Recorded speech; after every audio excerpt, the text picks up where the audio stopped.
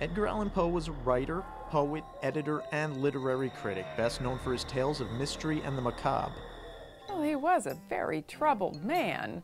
He had a lot of disaster in his young life. So you begin to understand when you get his background and his upbringing, and you think, whoa. He's a very seductive writer for that very reason. People always want to make a direct beeline from the tale or the poem to Poe's own private suffering and strangeness.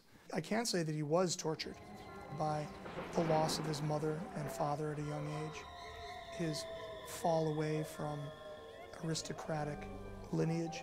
At least in his own mind, he fancied that his grandfather was a general, the quartermaster general of the whole United States Army. He was not. What cannot be disputed is that Poe attained a sensibility from his surroundings at West Point that influenced his body of works to come. I heard all things in the heaven and in earth. I heard many things in hell. How then am I mad? Hearken and observe how healthily, how calmly I can tell you the whole story. When it comes to things that are sick and twisted and scary, Poe isn't scared. He goes right to them and lingers over them, which is perversion. It's almost the definition of perversion. I had my head in and was about to open the lantern when my thumb slipped upon the tin fastening, and the old man sprang up in bed, crying out.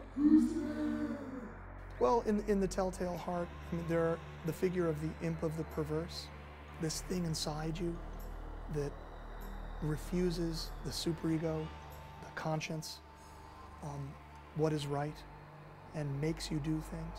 He actualizes those wishes in his tales. And so it's a tale about a murder, about a crazy man killing somebody because his eye is open and doesn't close. It was open, wide open, all a dull blue, with a hideous veil over it that chilled the very marrow in my bones. Now, I'm fascinated by Poe, but if he were to walk into a room, well, actually, I'd ask him a million questions, right? But part of me would want to go screaming out of the room because he had access to the things that he wrote, and he wrote the things that he wrote. It was the beating of the old man's heart. It increased my fury. You get the sense that Poe's narrator is enjoying reliving the violence as much as confessing. So there is guilt, but it's an enjoyment of being guilty as much as it's confession. And now a new anxiety seized me. The sound would be heard by a neighbor. The old man's hour had come. With a loud yell, I threw open the lantern and leaped into the room. He shrieked once. Only once. Every Poe story is structured like a Scooby-Doo episode. The supernatural explained. He has it one way for a while and then cuts the tether on the fantasy and tells you what the real reason is. Almighty God, no, no! They heard, they suspected, they knew. I felt that I must scream or die. And now again, hark, louder, louder, louder. Villains! I admit the deed. Tear up the planks. Here it is.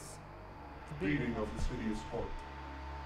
You know, I don't think of Poe as a great example of leadership or good humanity, but he had access to things that we need to think about, and he delivered them to the page, and for that reason, we need to know about him and keep thinking about him.